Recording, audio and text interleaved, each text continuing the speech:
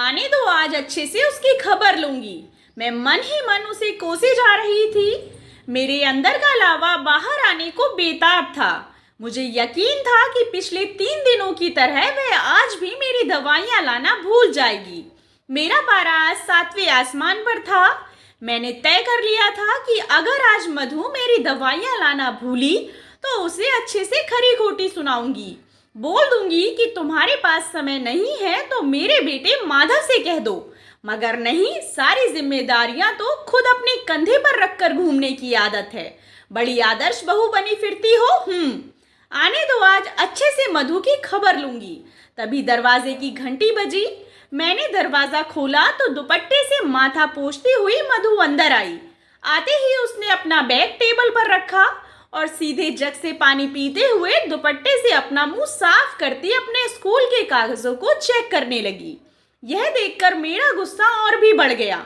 एक तो मेरी दवा नहीं लाई, ऊपर से कोई अफसोस भी नहीं जता रही। कुछ पूछने पर 3 दिनों से रोज बस यही कह देती है, माँ जी सॉरी, आपकी दवा लाना भूल गई।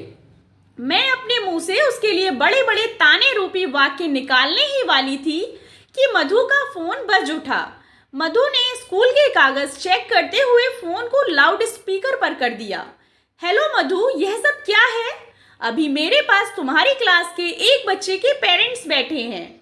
उनका कहना है कि उनका बच्चा अपना लंच कभी पूरा नहीं खाता और 2 अन्य बच्चों की भी शिकायतें हैं कि उनकी नोटबुक अच्छे से चेक नहीं होती। आगे से तुम इन सारी बातों का अच्छे से ध्यान रखना, ऐसा आगे नहीं होना चाहिए। मधु ने बड़ी विनम्रता से अपनी प्रिंसिपल की बात सुनी और अपनी गलती स्वीकार कर ली। मेरी बहू को कोई इस तरह डांटे, यह मुझे बर्दाश्त ना था। मैं भले आसमान सर पर उठाकर घूमूं, पर कोई और उसे फटकारे यह मुझे नहीं पसंद था। अरे ऐसे भी कोई बोलता है? टीचर हो तुम, कोई काम वाली बाई नहीं। बड़ी आई डांटने वाली। जरा मुझसे तो बात कराती अपनी प्रिंसिपल की, मैं अच्छे से खबर लेती उसकी। मैंने पूरे रौब से मधु से यह बात कही। मधु मेरी बात पर हंस पड़ी। उसने टेबल पर बिखरे कागजों को समेटा और स्कूटी की चाबी लेकर मेरे पोते अंश को स्कूल से लाने को निकलने लगी।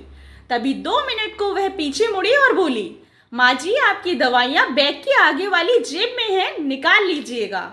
मैं अभी अंश को लेकर आई। मैं उसकी भागम भाग वाली जिंदगी को रोज देखती थी, फिर भी उसे समझ नहीं पाई। कितनी गलत थी मैं। घर से बाहर जाती कामकाजी महिलाएं अपने पल्लू से रोज घर की 100 चिंताओं को बांध कर निकलती हैं। काम से आते वक्त भी बाहर के कई काम उनके दिमाग में होते हैं। मधु के बैग की आगे वाली जेब से मेरी दवाइयां बाहर झांक रही थी और मैं अपने भीतर के गुस्से को डांट रही थी। आशा करती हूँ आपको कहानी पसंद आई होगी। कहानी पसंद आई हो तो चैनल को सब्सक्राइब करें और कहानी को लाइक एंड शेयर करें। कहानी सुनने के लिए आप लोगों का बहुत बहुत धन्यवाद।